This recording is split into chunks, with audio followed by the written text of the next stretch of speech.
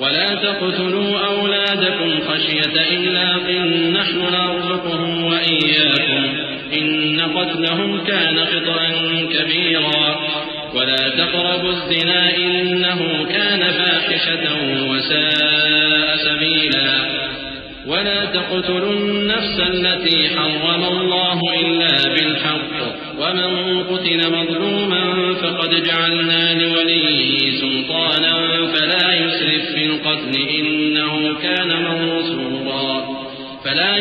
في القتل إنه كان منصورا ولا تقربوا مال اليتيم إلا بالتي هي أحسن حتى يبلغ أشده وأوفوا بالعهد إن العهد كان مسؤولا وأوفوا الكيل إذا كلتم وزنوا بالقسطاس المستقيم ذلك خير وأحسن تأويلا۔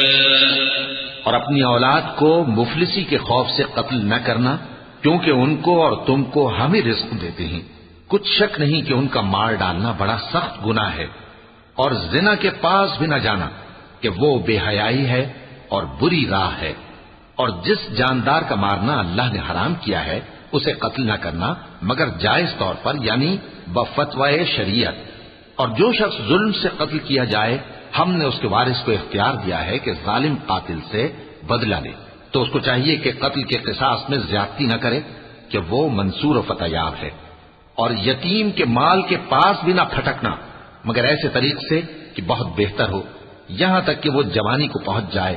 اور عہد کو پورا کرو کہ عہد کے بارے میں ضرور پرسش ہوگی۔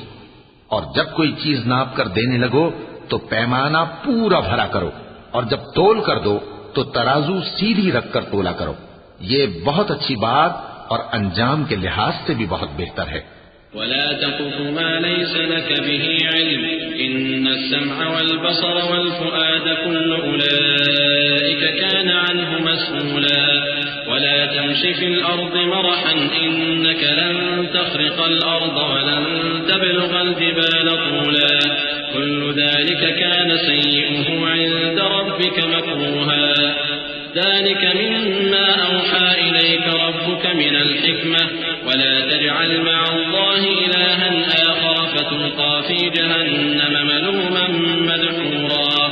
اور اے بندے، جس چیز کا تجھے علم نہیں اس کے پیچھے نہ پڑ کہ کان اور آنکھ اور دل ان سب اعضاء کے بارے میں ضرور باز پرس ہوگی۔